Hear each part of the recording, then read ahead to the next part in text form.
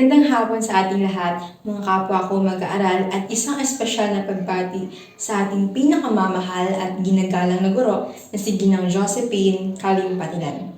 Ngayong hapon nga ay pagpapatuloy ko ang talakayan patungkol sa pagpapalitwika at palitkoda. Ang pagpapalitwika ay hindi lamang lumitaw sa mga pahayag ng mga salita, kundi may sadyang kampanin.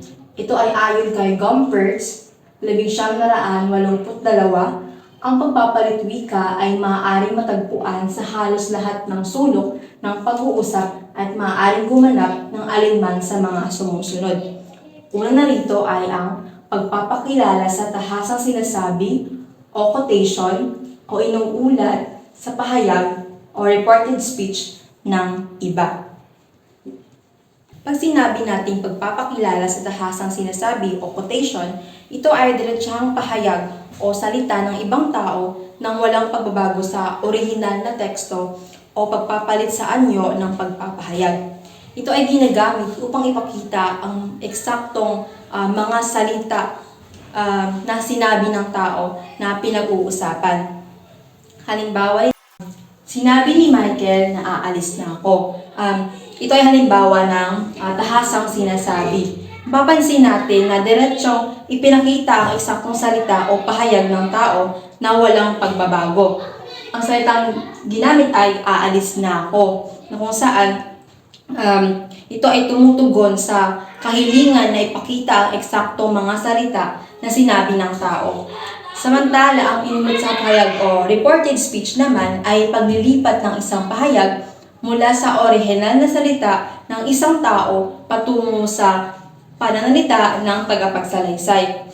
Ito ay kadalasang may mga pagbabago sa mga pananalita tulad ng pagbabago sa mga pandiwang tumutukoy sa panahon, pagbabago sa mga panghalip, at iba pa. Direktang nire-report ang eksaktong sinasabi ng tao dito sa reported speech. Halimbawa nga nito ay, sinabi ni Michael na aalis na siya. Mapapansin natin sa halimbawa ng reported speech na ang pahayag ng original na speaker ay ang salitang aalis na ako, na kung saan ito ay isinalin sa pananalita ng tagapagsalaysay ng may pagbabago sa paggamit ng panghalip, kung saan ang ginamit ay na siya. Sa halip na ako ang gamitin salita, ay ang ginamit dito sa reported speech ay ang salitang na siya. Ito ay isang halimbawa ng pagbabagong panggramatika na karaniwang nagaganap kapag isinasalin ang pahayag mula sa orihinal na wika patungo sa pananalita ng tagapagsalaysay. Isa pang halimbawa ng tahasang sinasabi, narito ang halimbawa, basahin natin ng sabay-sabay. Una ay ang sinabi ni Mark, bukas na ang opisina. Samantala, sa reported speech naman, nagsabi si Mark na bukas na ang opisina. Sa tahasan, sinasabi, direktang binibigkas ang salita ng isang tao. Samantala sa reported speech naman, ipinahahayag ito sa pamamagitan ng isang pangungusap na naglalarawan kung ano ang sinabi ng tao. Makikita naman natin sa halimbawang binigay ang tahasan sinasabi na sinabi ni Mark, bukas na ang opisina. Sa reported speech naman, nagsabi si Mark na bukas na ang opisina. Ang reported speech ay paraan upang ipahayag ang sinabi ng isang tao nang hindi direkta. Pangalawa naman ay ang pagtiyak sa tao o kausap na pinatutungkulan ng mensahe. Ang pagtiyak sa tao o kausap na pinatutungkulan ng mensahe ay ang proseso ng pagpapasya kung sino ang nararapat na makatanggap ng mensahe o komunikasyon. Ito ay konektado sa pagpili ng wika at palitkoda dahil kailangan natin ng wastong pagpapasya kung anong wika at estilo ng komunikasyon ang nararapat nating gamitin. Depende na nito sa kausap o target audience.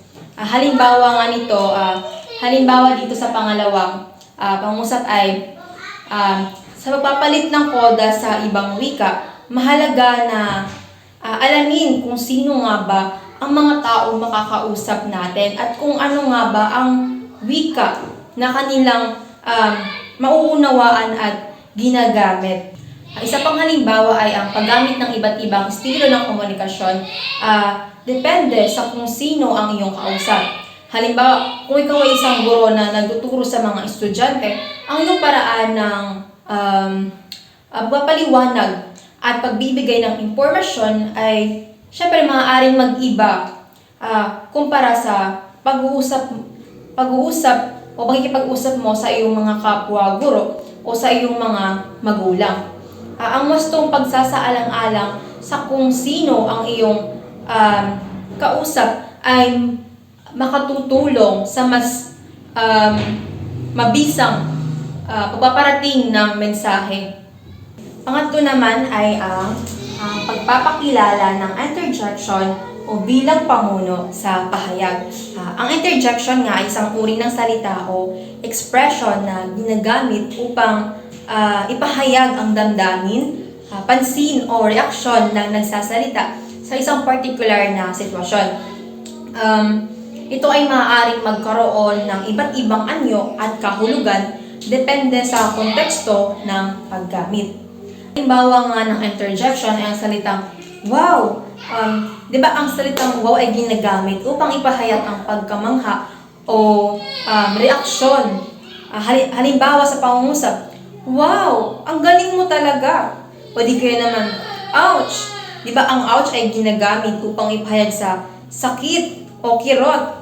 Halimbawa sa pangungusap, ouch, ang sakit ng ulo ko. Ang mga interjection ay mahalagang bahagi ng komunikasyon dahil ito ay nagbibigay kulay at damdamin sa isang pahayag.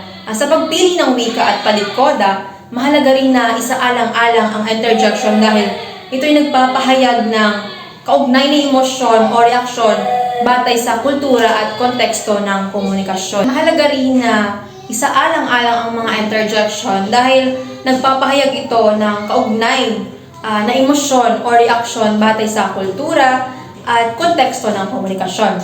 Ang wastong paggamit ng mga interjection ay nagpapalakas ng koneksyon sa kausap at nagpapahayag ng mas malalim na kahulugan sa isang pahayag upang mas lalo ring maunawaan ng iyong kausap ang iyong naisabihin.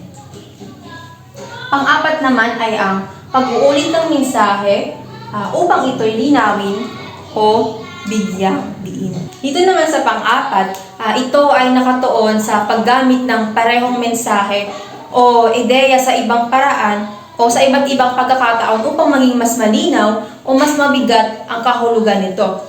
Ito ay konektado sa pagpili ng wika at palit-koda dahil ang wastong pag-uulit ay maaaring maging bahagi ng estratehiya sa komunikasyon depende sa kulturang kinabibilangan at konteksto ng pag-uusap.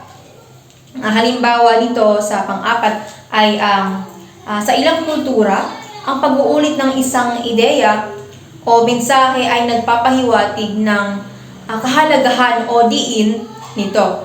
Ang paraan ng pag-uulit ay maaaring mag-iba depende sa kung gaano karaming diin o kung gaano karaming diin ang nais bigyang pansin. Ang wastong paggamit ng pag-uulit ay makatutulong sa mas mabisang pagpapahayag at pag-unawa sa mensahe.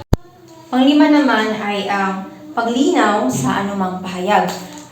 Ang paglinaw sa anumang pahayag ay ang proseso ng pagpapaliwanag o paglilinaw sa isang pahayag upang mas maging malinaw at mas maging mabigat ang kahulugan nito.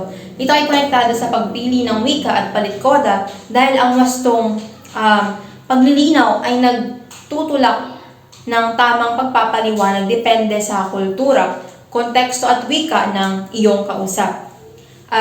Sa pagpili nga ng wika at palit-koda, ang paglilinaw sa anumang pahayag ay maaaring isagawa sa pamamagitan ng paggamit ng mga halimbawa tulad ng paglalarawan o pagpapakita ng mga konkretong sitwasyon upang ipakita ang kahulugan ng isang pahayag. Ang ganitong paraan ng paglilinaw ay nakatutulong sa pagpapakita ng konkretong halimbawa o larawan na magpapaliwanag sa abstraktong konsepto o ideya.